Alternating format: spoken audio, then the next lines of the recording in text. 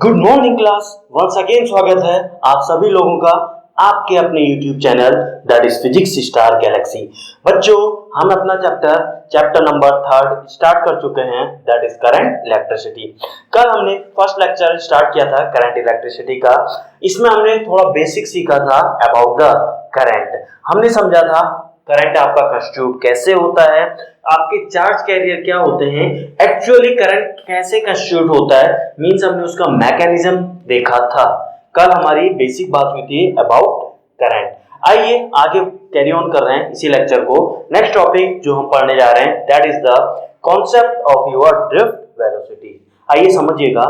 Late us suppose मेरे पास एक conductor है, कोई भी एज्यूम कर लीजिए, सिल्वर कंडक्टर या कॉपर ले लीजिए। चलिए मैंने एक कंडक्टर ले लिया, मान लीजिए चलिए कॉपर ही ले लीजिए। ये मैंने एक कंडक्टर लिया, this is my conductor, this is my conductor. अब ये कंडक्टर है, अब इसमें डेफिनेटली फ्री इलेक्ट्रॉन्स होंगे। इसमें डेफिनेटली कॉपर में क्या फ्री इलेक्ट्रॉन्स होंगे। अब कितने फ्री इलेक्ट्रॉन होंगे सुन लीजिए, थोड़ा कॉपर की हम बात कर रहे हैं। This is your copper, this is your copper. आइए देखिए फ्री इलेक्ट्रॉन्स कॉपर की बात कर रहे हैं। कॉपर में फ्री इलेक्ट्रॉन्स, अगर मैं 1 ग्राम कॉपर की बात करूं, अगर मैं 1 ग्राम कॉपर की बात करूं तो उसमें आपके जो फ्री इलेक्ट्रॉन्स होने जा रहे हैं equals to Avogadro number that is the 6.023 into 10 to the power 23 electrons. वो भी कौन से free electrons, free electrons.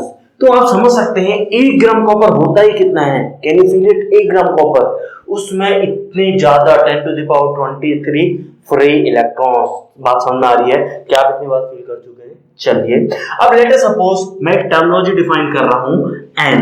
Late us suppose n क्या है आपका, एन है आपका number of free charge carrier, free charge carrier per unit volume, per unit volume. आइए समझिए, मैंने एक टर्म डिफाइन किया यानी यूनिट वॉल्यूम में आपके कितने फ्री चार्ज कैरियर हैं, क्योंकि चार्ज कैरियर ही आपके करंट को कंस्टिट्यूट करते हैं। तो इसमें मैंने एक टर्म डिफाइन कर दिया। आइए बात करते हैं इस कॉपर की, इस कंडक्टर की हम बात करने जा रहे हैं। इस कंडक्टर में क्या है, काफी ज्यादा नंबर ऑफ फ्री इलेक्ट्रॉन्स हैं। अभी फ्री इलेक्ट्रॉन्स रूम टेम्परेचर पे सुनते जाइए, 5 मिनट आपको सिर्फ समझना है, सुनना है, लिखना कुछ नहीं है।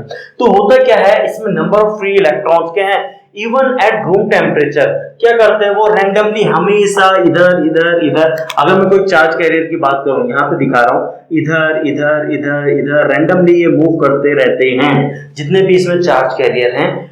Any temperature, even room temperature में भी ये मोशन होता रहता है। तो कहने का मतलब है जहां से स्टार्ट करते हैं लगभग ये उल्टा सीधा, तो इसका जब एवरेज लेते हैं तो नेट आपका जो डिस्प्लेसमेंट आता है वो 0 आता है because of this random motion, उल्टा सीधा मोशन। इतनी बात क्लियर है। इवन एट रूम टेम्परेचर मैं लिख दे रहा हूं अपनी सेफ्टी के लिए। अपनी सेफ्टी मींस बाद में आप ये ना पूछे सर आपने बताया, तो इसलिए मैं साफ साफ लिख दे रहा हूं। इवन देखिए, even at room temperature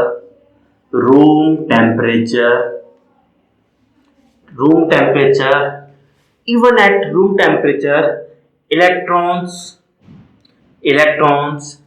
have क्या है, electrons have क्या, random motion and has क्या, random motion and net displacement is 0। net displacement is 0। आपका नेट डिस्प्लेसमेंट कितना है, 0 है। बात कब हो रही है, जब आपके फ्री ये कोई कंडक्टर आपने लेट अस सपोज यही इसी को समझ लीजिए कॉपर कंडक्टर, इसमें आप किसी भी टेम्परेचर पे बात कीजिए, रैंडम मोशन हो रहा है आपके चार्ज कैरियर। यहाँ पे चार्ज कैरियर्स कंडक्टर की बात करूं तो इलेक्ट्रॉन्स हैं, तो इलेक्ट्रॉन्स का हर वक्त क्या है, फ्री रैंडम मोशन है at any temperature, even room temperature में भी वो क्या उल्टा सीधा उनका मोशन है। तो नेट डिस्प्लेसमेंट जो उनका आता है निकल के जीरो आता है। यहाँ तक कहानी समझ में आई, यहाँ तक बात समझ में आई। चलिए अब देखिए, अब हम क्या कर रहे हैं, इस टर्मिनल के अक्रॉस हम बैटरी लगाने जा रहे हैं। इस टर्मिनल के अक्रॉस आइए देखिए, हम बैटरी लगाने जा रहे हैं। जैसे ही मैंने इसके अक्रॉस बैटरी लगाई, बैटरी मतलब मैंने पोटेंशियल डिफरेंस क्रिएट किया इस कंडक्टर के टर्मिनल्स में। जैसे ही मैंने बैटरी लगाई V वोल्ट की, तो क्या हुआ, यहाँ पे V पोटेंशियल डेवलप हुआ इधर, एंड यहाँ पोटेंशियल कितना डेवलप हुआ, जीरो। बात समझ में आ रही है, इधर जीरो, कल ये बात हो चुकी है। अगर ये 10 वोल्ट है तो 10 यहाँ होगा एंड जीरो यहाँ होगा। अगर ये 12 वोल्ट है तो 12 यहाँ यानी 12 वोल्ट यहाँ एंड यहाँ 0 वोल्ट। ये बातें हम कर चुके हैं बेसिक। अब देखिए, जैसे ही V वोल्ट आपका यहाँ पे डेवलप हुआ, दैट मीन्स यहाँ पे अगर कोई चार्ज कैरियर की अगर मैं बात करूं, मान लेते हैं यहाँ पे, इसका नाम छोड़िए, नाम बाद में देंगे, तो इसके बाद पोटेंशियल कितनी हो गई, potential energy E into V potential energy, and यहाँ पे पोटेंशियल एनर्जी कितनी हो गई आपकी, जीरो। बात समझ में आ रही है।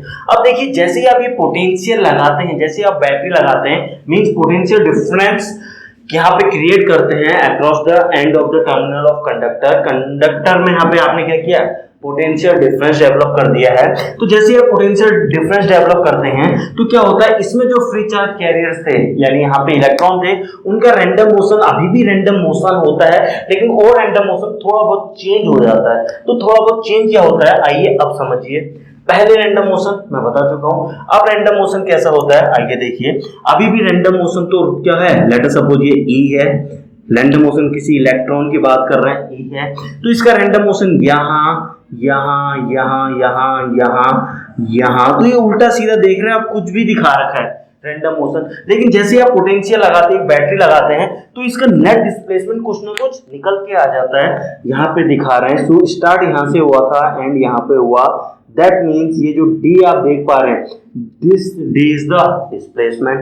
अब आपको पता होना चाहिए डिस्प्लेसमेंट और डिस्टेंस के बीच में डिफरेंस। ये टोटल अगर आप ये लंबाई ये सब ऐड करेंगे दूरी को, तो ये डिस्टेंस हुई, और जहां से शुरू किए जहां पे खत्म किए, दिस इज द डिस्प्लेसमेंट। इतने तो शायद कॉन्सेप्ट मैं उम्मीद कर सकता हूँ कि आपके क्लियर होंगे। तो ये नेट डिस्प्लेसमेंट, बैटरी लगाने के बाद नेट डिस्प्लेसमेंट कुछ ना कुछ आने लगा। पहले क्या होता था, नेट डिस्प्लेसमेंट आपका जीरो आ रहा था, इवन एट रूम टेम्परेचर है, कब किसी भी टेम्परेचर में बात करें, बैटरी लगाने से डिस्प्लेसमेंट आ रहा है। डिस्प्लेसमेंट आ रहा है तो डेफिनेटली इसकी कुछ ना कुछ वेलोसिटी भी निकाल सकते हैं। बात समझ में आ रही है। अब काफियों को तो वेलोसिटी और स्पीड में ही डिफरेंस नहीं पता होगा। आइए, तो हम बात कर रहे हैं वेलोसिटी की। आइए वेलोसिटी आइए निकालिए, तो हम निकाल रहे हैं वेलोसिटी की। तो एवरेज वेलोसिटी आपकी कितनी निकल के आ गई, एवरेज वेलोसिटी क्या आ गई, डिस्टेंस, ये डिस्टेंस जितनी डिस्टेंस इसने की ट्रैवल करी, that is the this is the displacement upon time. बात समझ में आ रही है कि बैटरी लगाने के बाद कुछ ना कुछ डिस्प्लेसमेंट निकल के आ रहा है, उसकी बात चल रही है। तो इसी को आप क्या बोलते हैं, ड्रिफ्ट वेलोसिटी, जो आपका टॉपिक चल रहा है।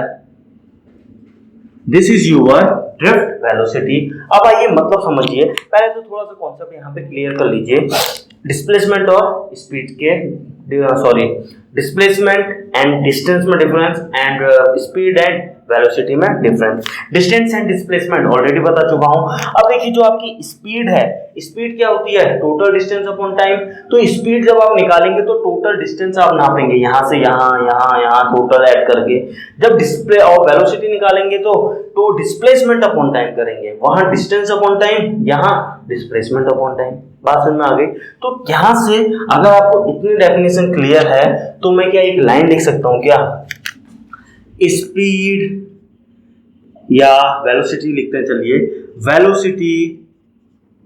वेलोसिटी ऑफ इलेक्ट्रॉन, जिस चार्ज कैरियर की बात कर रहे हैं, वेलोसिटी ऑफ इलेक्ट्रॉन वो क्या होगी, काफी कम होगी काफी कम होगी देन क्या, स्पीड ऑफ इलेक्ट्रॉन। बात समझ में आ रही है? क्यों? स्पीड के फॉर्मूले में क्या आता है, total distance upon time. Time तो दोनों के लिए सेम है, लेट अस सपोज 1 सेकंड की हम बात कर रहे हैं, तो टोटल डिस्टेंस तो बहुत ज्यादा ट्रेवल की है ना इसने इतनी, लेकिन इस वेलोसिटी फॉर्मूले में क्या आता है, डिस्प्लेसमेंट अपॉन टाइम। डिस्प्लेसमेंट तो सिर्फ इतना सा है, तो this will be much less than this. इतनी बात समझ में आ रही है? डायरेक्टली ऑब्जेक्टिव पूछ लिया जाता है, इतना आपका कॉन्सेप्ट क्लियर रहना चाहिए, इतना कॉन्सेप्ट आपका क्लियर रहना चाहिए। चलिए आइए अब बात कर रहे हैं, इतनी बात आपको क्लियर हो गई ड्रिफ्ट वेलोसिटी का कॉन्सेप्ट। अभी आपने जो एवरेज वेलोसिटी निकाली, एवरेज ही तो निकल के आया है, तो ये जो एवरेज वेलोसिटी निकाली है इसका मतलब क्या है समझिए, कोई ना कोई वेलोसिटी निकल रही है, इसका मतलब डेफिनेटली कुछ डिस्टेंस उसने कवर की होगी कुछ टाइम में, यानी बात समझ में आ रही है, यानी ये यहाँ पे एक्चुअल में डिस्प्लेसमेंट है। तो अब ये ड्रिफ्ट वेलोसिटी का मतलब क्या है, ध्यान से सुनिए, मैं कंक्लूड कर रहा हूं। ये जो ड्रिफ्ट वेलोसिटी है, ये जो ड्रिफ्ट वेलोसिटी है, it's an average velocity number 1। Drift velocity it's an imaginary velocity. Drift velocity नाम की चीज रियल में कुछ नहीं होती है, एक काल्पनिक है अपनी कैलकुलेशन को इजी करने के लिए, ताकि हम अपनी स्टडी एनालिसिस कर पाए। क्या है देखिए, दोबारा बोल रहा हूं, drift velocity it is an imaginary average velocity, ठीक है। अब इसका मतलब क्या है, जैसे आपने कैलकुलेट कर दिया, इसका मतलब ये है, अब आपके पास कोई कंडक्टर है, अब अगर आपके पास कोई कंडक्टर है, अगर आप उसमें ड्रिफ्ट वेलोसिटी टर्म यूज कर रहे हैं, दैट मींस अगर कोई चार्ज कैरियर यहाँ पे थे, लेट अस सपोज इलेक्ट्रॉन यहाँ पे थे पहले यहाँ पे, तो अगर वो ड्रिफ्ट वेलोसिटी vd से मूव कर रहे हैं, तो क्या होगा, वो क्या होगा, सेम डिस्टेंस ट्रेवल करेंगे सेम टाइम पे। अब आपके मन में डाउट हो रहा होगा, अब ये यहाँ पहुंच गए, अब क्या यहाँ पहुंच गए, मींस इनकी दूरी अब बराबर होने जा रही है। दैट मींस अब ये टकराने वाले नहीं हैं, अभी पहले की तरह टकराने वाले नहीं हैं।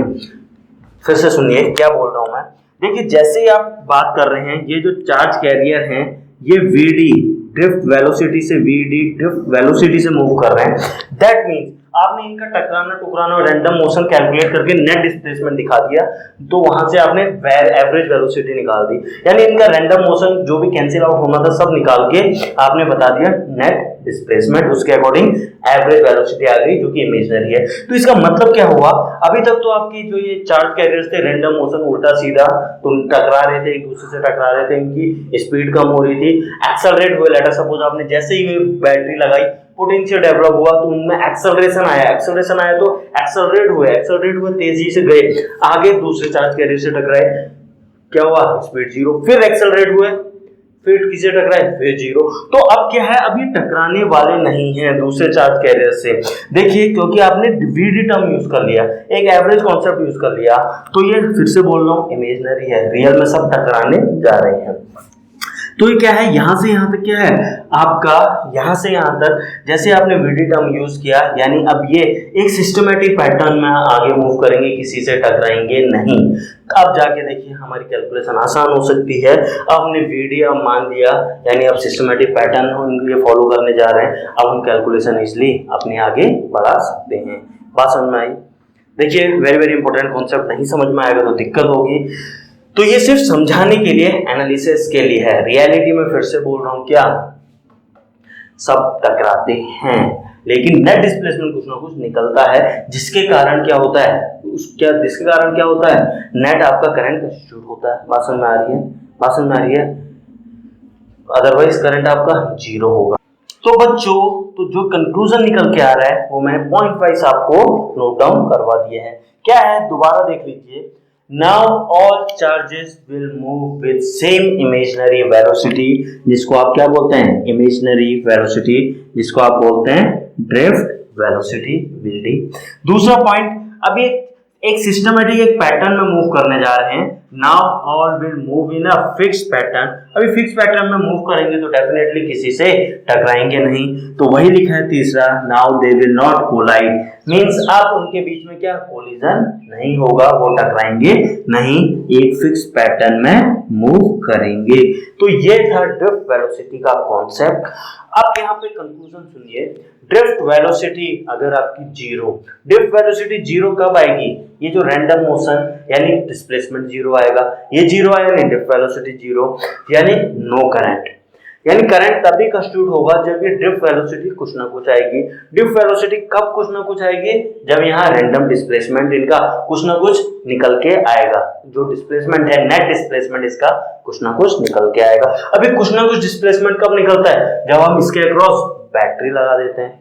जब हम बैटरी नहीं लगाते हैं तो डिस्प्लेसमेंट जीरो आता है, ऑलरेडी बता चुका हूं। जब हमने बैटरी लगाई तो नेट डिस्प्लेसमेंट आ रहा है, तो नेट डिस्प्लेसमेंट आ रहा है तो नेट वेलोसिटी आई, जिसको हमने एवरेज वेलोसिटी वीडी बोला, तो नेट एवरेज वेलोसिटी आई, उसी के कारण के आपका करंट कंस्टिट्यूट होने जा रहा है।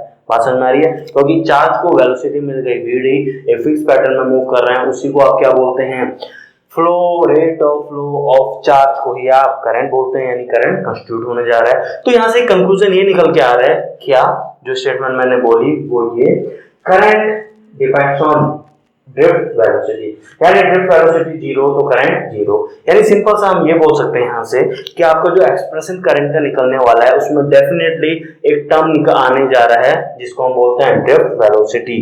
बात समझ में आ रही है, और अगर आप लोगों को वो रिलेशन याद है तो जल्दी से कमेंट में भेज सकते हैं। तो बच्चों आइए समझिए, आपके पास ये कंडक्टर था, आपके पास ये कंडक्टर है, तो ये कंडक्टर में यहाँ पे क्या है, charge carriers, late us suppose यहाँ पे चार्ज कैरियर्स हैं। अब ध्यान से देखिए, ये चार्ज कैरियर को मैं ई से दिखा रहा हूं, ए माइनस, ये क्या है, ये रिप्रेजेंट करता है इलेक्ट्रॉन को, मैंने खाली ई दिखाया है, मतलब चार्ज कैरियर दिखाए हैं, मैं एक जनरल बात कर रहा हूं, कंफ्यूज मत होना कि ये इलेक्ट्रॉन है, ये एक चार्ज को दिखा रहा हूं मैं, सिर्फ नेगेटिव पॉजिटिव नहीं, यानी हम इलेक्ट्रॉन प्रोटॉन की बात नहीं कर रहे हैं, these are the charge carriers.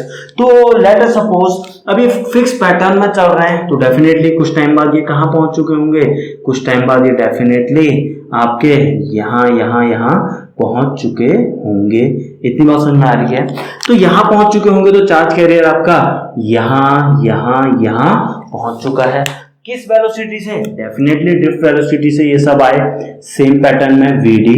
तो अब बात करते हैं कि ये डिस्टेंस इनने कितनी ट्रेवल की होगी dt टाइम में, तो डिस्टेंस क्या होता है, स्पीड मल्टीप्लाई बाय टाइम।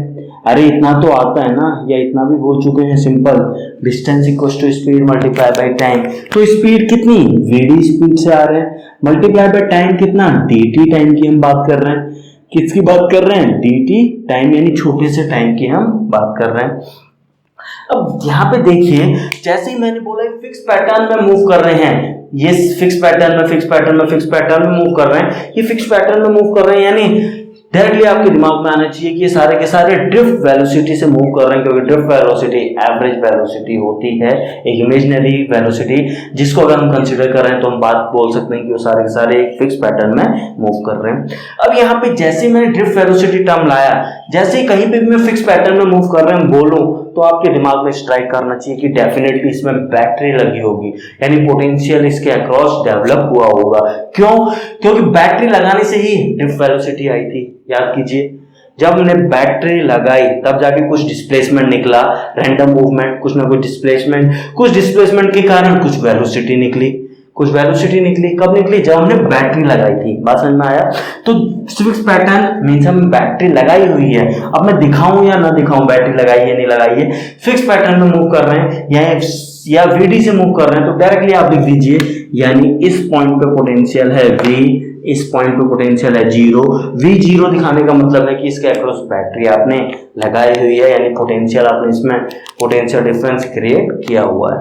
इतनी बात समझ में आ गई। तो पोटेंशियल क्रिएट किया हुआ है तो डेफिनेटली इसमें इलेक्ट्रिक फील्ड इंड्यूस होगी इस कंडक्टर में, तो इलेक्ट्रिक फील्ड कितनी, E। आपको पता है इलेक्ट्रिक फील्ड क्या होता है, dv बाई डी है, जितनी लेंथ है, तो यानी क्या हो गया, v बाई एल। यहां तो कोई डाउट, इतना क्लियर है। तो चलिए आइए, हमने एक टर्म अभी डिफाइन किया था, क्या डिफाइन किया था थोड़ा देर पहले, लेट, क्या डिफाइन किया था, n be the number of charge carriers per unit volume on this conductor. N क्या है, नंबर ऑफ चार्ज कैरियर्स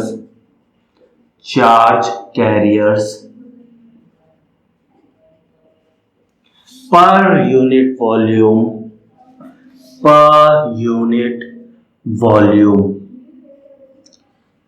बात समझ में आ रही है, number of charge carriers unit volume में ये टर्म डिफाइन किया था। अब आइए बात समझिए, यहां से लेके यहां तक आपके चार्ज पहुंचे हैं। ये तो हमने एक, देखिए ये आपके सारे के सारे मैंने तो एक दिखाया है, ये क्रॉस सेक्शन, ये क्यू वाले क्रॉस सेक्शन थोड़ा देर में यहां पहुंचा। अब थोड़ा सा बात समझिएगा, एक्चुअल में इसके बीच में टोटल चार्ज यहां से लेके यहां तक कितने हुए होंगे dt टाइम में, यानी यहां से यहां तक की हम बात कर रहे हैं, इसके बीच में टोटल चार्जेस कितने रहे होंगे, आइए निकालते हैं। तो चलिए एक काम करता हूं, मैं इसको डॉट डॉट डॉट डॉट से दिखा देता हूं। यहाँ पे मैं इसको पूरे co dot dot dot dot dot से दिखा रहा हूं। तो यहाँ पे आपने नेट चार्जेस दिखा रहे हैं, आइए तो यहाँ पे नेट चार्जेस dq कितने होंगे, आपको पता है n कितने हैं, यूनिट वॉल्यूम है, तो total volume n into volume, ये तो क्या हो गया, नंबर ऑफ चार्ज पर unit volume, number of charge carrier per unit volume. तो टोटल वॉल्यूम में इतने चार्ज कैरियर हैं, तो हमें निकालना है टोटल चार्ज। तो एक में चार्ज कितना होता है, तो यानी हमें उस चार्ज के मैग्नीट्यूड से मल्टीप्लाई करना पड़ेगा, यानी ई से मल्टीप्लाई करना पड़ेगा। तो आइए समझिए, एन इंटू वॉल्यूम क्या है, एरिया इंटू ये डिस्टेंस। इस वॉल्यूम की अगर मैं बात करूं, तो कितना वॉल्यूम है, cross section area a into distance, यही है वॉल्यूम। तो a इंटू क्या, vd dt, यही है volume. Area into volume, area into distance आपका वॉल्यूम इंटू e आ चुका है। This is your dq। ये चार्ज आपने कहा निकाला, यहां, बात समझ में आ रही है। आइए अब समझिए, आपने यहां से dq और यहां dt है, तो क्या मैं इसको लिख सकता हूं, dq बाई dt आपका क्या हो जाएगा, आपका NEA क्या हो जाएगा, VD हो जाएगा या नहीं। और dq बाई dt को ही आप क्या बोलते हैं, करंट, माय डियर फ्रेंड, इसी को आप बोलते हैं क्या, करंट। इस प्रकार आपका करंट का एक्सप्रेशन निकल चुका है। दोबारा देखिए, dq बाई dt क्या है, current, rate of flow of charge, यानी चार्ज पर यूनिट टाइम को ही आप करंट कहते हैं। किस पे डिपेंड कर रहा है, ड्रिफ्ट वेलोसिटी। याद कीजिए, थोड़ा देर पहले मैंने बोला था कि ड्रिफ्ट वेलोसिटी अगर होगी तभी करंट होगा, अगर ड्रिफ्ट वेलोसिटी ही नहीं है तो करंट नहीं होगा। ऐसा क्यों, वो सब मैं ऑलरेडी एक्सप्लेन कर चुका हूं। तो this is the very very important expression about current. Current क्या होता है, NEAVDT, जहां पे n क्या है, number of charge carriers, E क्या है, चार्ज का अमाउंट कितना है, 1.6 into what ever, into A area of cross section. लिख लीजिए A क्या है, area of cross section of, जिस कंडक्टर की बात कर रहे हैं, एरिया ऑफ क्रॉस सेक्शन, किसकी, कंडक्टर की जिसकी बात कर रहे हैं। अब काफी बच्चों को कंफ्यूजन यहाँ पे थोड़ा सा आ रहा होगा, आइए एक बार देख लीजिए। देखिए हमने यहाँ पे क्या किया, किसी टाइम t पे या 0 टाइम पे हमने यहाँ पे इस क्रॉस सेक्शन में देखा। अब 1 सेकंड बाद, यानी dt टाइम बाद बोल दीजिए, dt टाइम बाद हमने यहाँ पे यहाँ पहुंच गए, ये वाले यहाँ पहुंच गए। यानी एक बात थोड़ा सा ध्यान से देखिए, ये चार्ज का पैटर्न मैंने तो एक देखा, ऐसे तो कितने छोटे छोटे कितने पैटर्न आगे मूव कर रहे होंगे, छोटे छोटे कितने पैटर्न मूव कर रहे होंगे। मैंने तो dt टाइम पे बात करी, यानी dt टाइम पे इतनी डिस्टेंस ट्रेवल हुई है, तो यहां तक की मैंने बात करी। तो इसमें नेट चार्जेस कितने हैं, तो नेट चार्ज मैंने dq निकाला और वहां से मेरा करंट का एक्सप्रेशन आ गया। तो जितना कोई छोटा सा कंफ्यूजन हो रहा होगा वो भी यहाँ पे क्लियर हो चुका होगा। बात समझ आ रही है। तो ये था all about concept of drift velocity. तो ड्रिफ्ट वेलोसिटी कॉन्सेप्ट से आपने करंट कितना होता है आपको पता चल चुका है, वेरी वेरी इंपॉर्टेंट एक्सप्रेशन। अब बात करते हैं, थोड़ा सा मैंने ऑलरेडी बोला था, आप करंट को किससे रिलेट कर सकते हैं, ड्रिफ्ट वेलोसिटी से रिलेट कर सकते हैं। सॉरी, करंट को आप किससे, वाटर से रिलेट कर सकते हैं। अब देखिए, वाटर जब पाइप में जा रहा है, वाटर जब पाइप में जा रहा है, आप पाइप को प्रेस करते हैं, क्या होता है, वेलोसिटी बढ़ जाती है। अगर पानी आपका पाइप से यहीं पे गिर रहा है, जब आप उसे प्रेस कर लेते हैं तो काफी दूर जाके गिरता है, यानी वेलोसिटी उसकी बढ़ जाती है। क्या पानी जितना फ्लो हो रहा था, यानी क्या फ्लो ऑफ वाटर, यानी मीटर क्यूब पर सेकेंड, यूनिट मीटर क्यूब पर सेकेंड, यानी क्या डिस्चार्ज की मैं बात कर रहा हूं, तो क्या पानी, क्या अब जब तुमने प्रेस किया तो पानी कम आने लग जाता है क्या?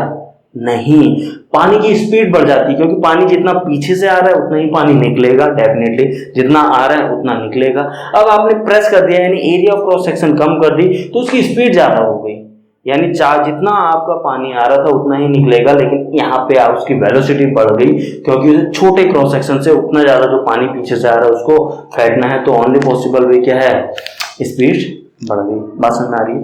अब आइए वेरी वेरी सिमिलर कॉन्सेप्ट यहाँ पे भी, जैसे ही आप कंडक्टर को कहीं पे, लेट अस सपोज ये एक कंडक्टर है, इस कंडक्टर को आप बीच में बीट कर देते हैं, बीट कर देते हैं मतलब समझ रहे हैं, ये यूनिफॉर्म क्रॉस सेक्शन है, आपने इसका क्रॉस सेक्शन बीच में चेंज कर दिया, तो क्या फर्क पड़ने वाला है? आइए देखिए, ये आपके पास यूनिफॉर्म क्या था, यूनिफॉर्म छोड़िए, आइए ये यूनिफॉर्म, अब आपने इसको बीट कर दिया, बीट करके यहाँ पे मिनिमम क्रॉस सेक्शन कर दिया। आइए एक स्मूथ सा कर्व बना लेते हैं, ये था आपका, ये कुछ ऐसे, आइए समझिए वैसे ही,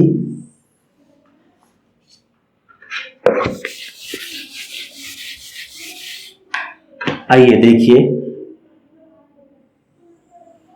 आइए देखिए, अब इतनी बात तो आपको समझ में आ रही है। यहां क्रॉस सेक्शन क्या था, यहां क्रॉस सेक्शन इतना ज्यादा था, क्रॉस सेक्शन दिखाता हूं, आइए देखिए, यहां क्रॉस सेक्शन कितना है, इतना है।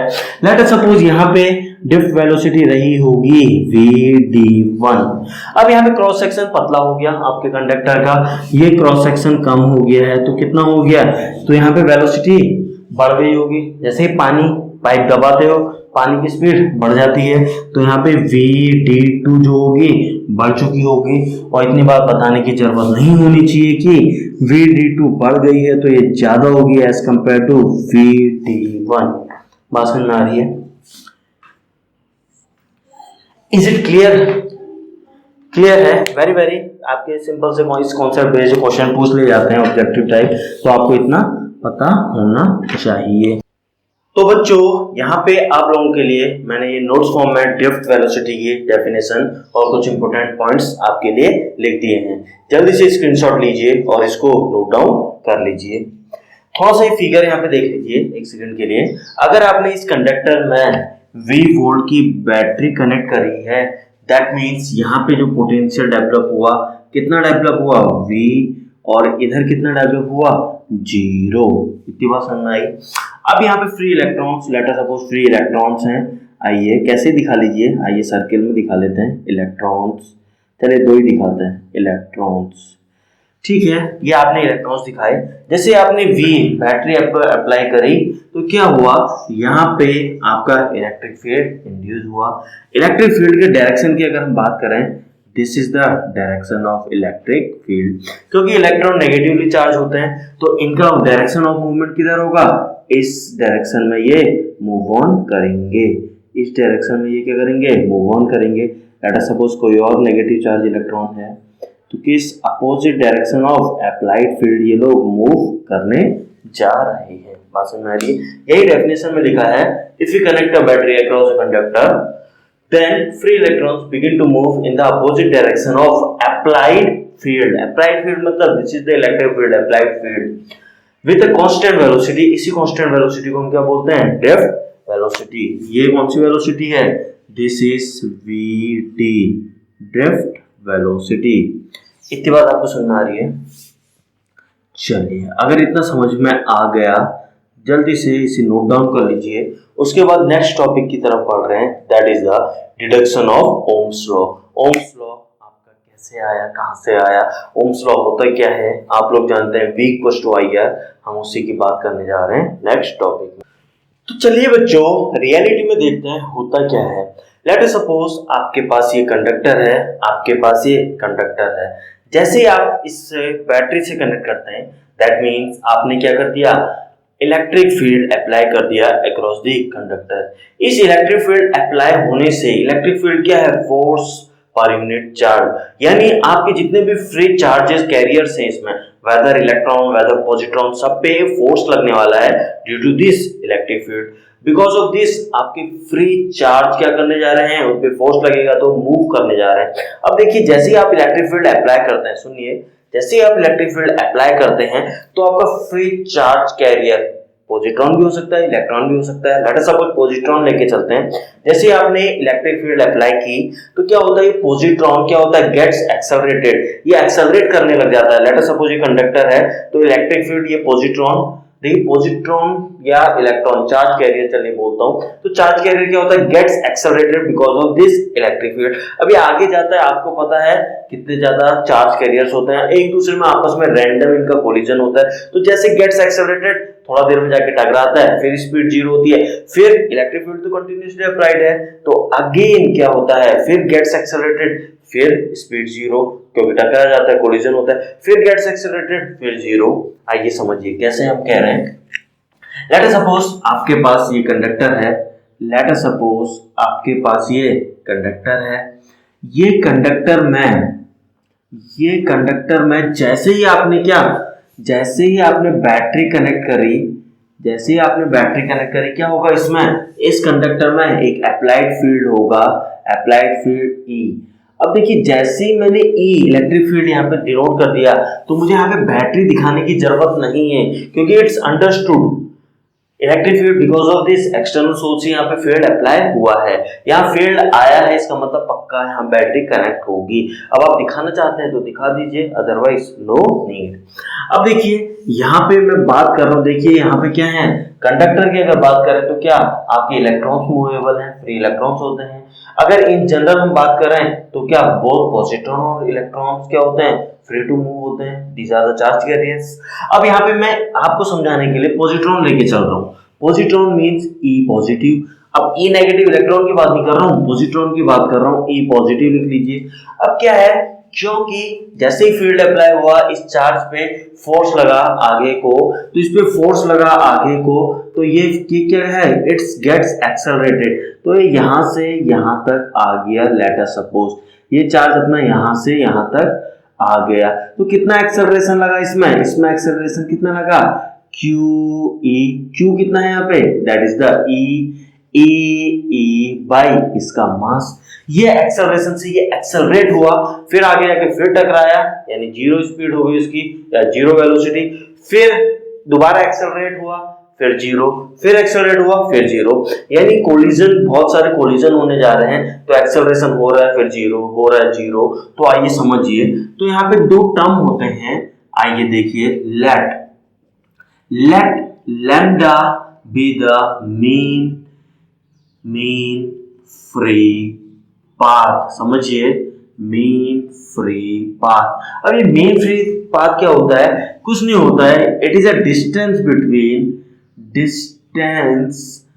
बिटवीन टू कोलिजन्स, जो दो कोलिजन हो रहे हैं कंसेक्यूटिव, COLLISIONS,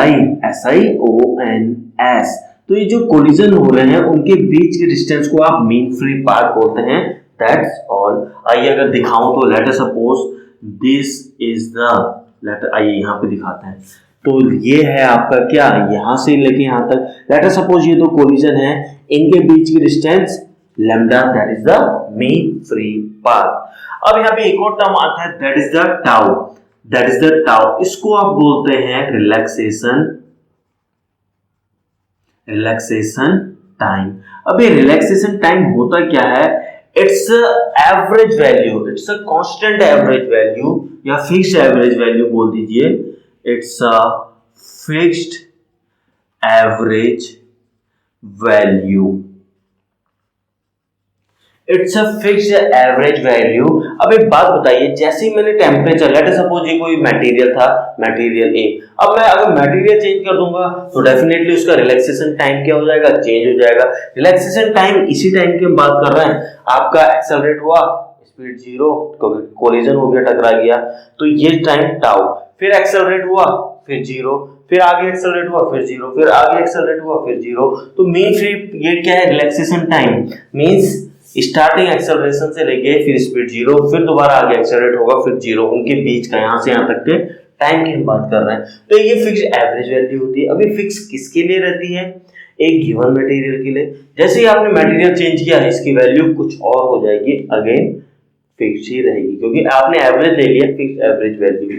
अब बात करते हैं अगर इसी मटेरियल की अगर हम बात करें, अगर मैंने इसका टेम्परेचर बढ़ा दिया, अगर मैं 25 डिग्री सेल्सियस पे स्टडी कर रहा था, अगर मैंने 150 डिग्री सेल्सियस टेम्परेचर बढ़ा दिया तो डेफिनेटली चेंजेस आने जा रहे हैं, तब जाके आपका टाउ यानी रिलैक्सेशन टाइम चेंज हो जाता है।